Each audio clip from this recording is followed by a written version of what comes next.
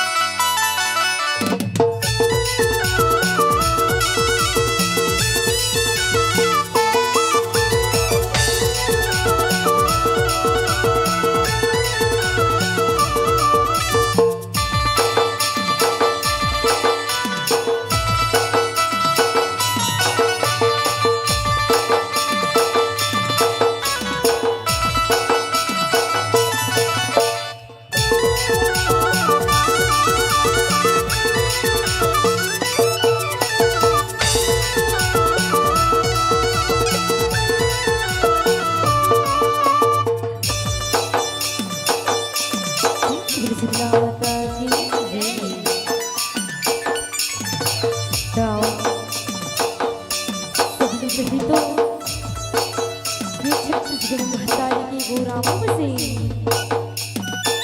ये पावन नगरी के पावन पंचमा विराजमान हमें ब्रह्मा विष्णु और शिव शंकर के समान हमारे जिंदानिगढ़ मोहरे जिला और ये सुंदर कोई बोलैया हमें इधर से जिला और राजा दशरथ और माता कौशल्या के समान हमारे यहाँ के जन्मोदायी दामला हमारे जनेवा अंगार मोती बालिका निर्मल जिस परिवार ग्राम खबरिया के राह में सादर सादर प्रणाम करतन बिहार करतन और ये माँ बात में गलती होता अपने गोरा के नानी नानी लेकर जाके क्षमा कर हो क्षमा कर हो क्षमा कर हो शीतला माता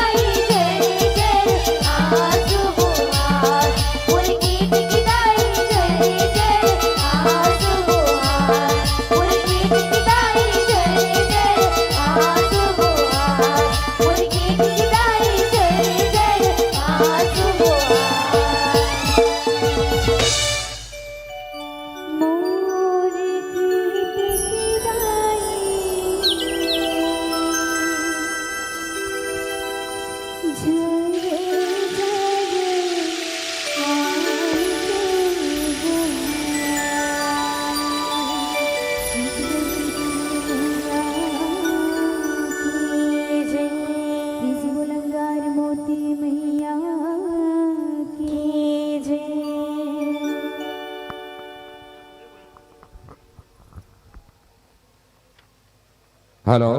कभी कभी किसी के दिल में कभी खुशी कभी गम होता है, कभी कभी किसी के दिल में कभी खुशी कभी गम होता है। ताली वही बजाता है जिनके हाथों में दम होता है, जिनके हाथों में दम होता है।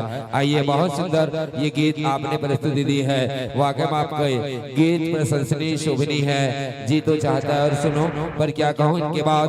और मंचस्थी है सम्मान विदा के लिए मैं पुनः गुजारिश करूंगा, इंद्रानी साहू आप आ जाएं, अपने शुभ हाथों से भेंट करेंगे। इंद्रानी साहू के शुभ हाथों से विदाई होना है। इनके बाद आइए, बहुत सुंदर मंचस्थ मंडली दुलौरी बेटी संत समाज चुना भट्टी,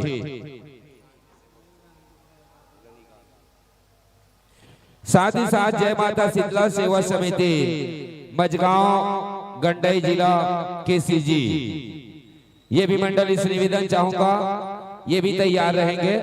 मैं पुनः गुजारिश करूंगा दुलौरी बेटी संत समाज रमन भट्टी को, जो मंदिर है हमारे, इसी मंडल से निवेदन चाहूंगा आप अति शीघ्र अगर तैयार हैं तो प्रवेश द्वार में सादर आमंत्रण।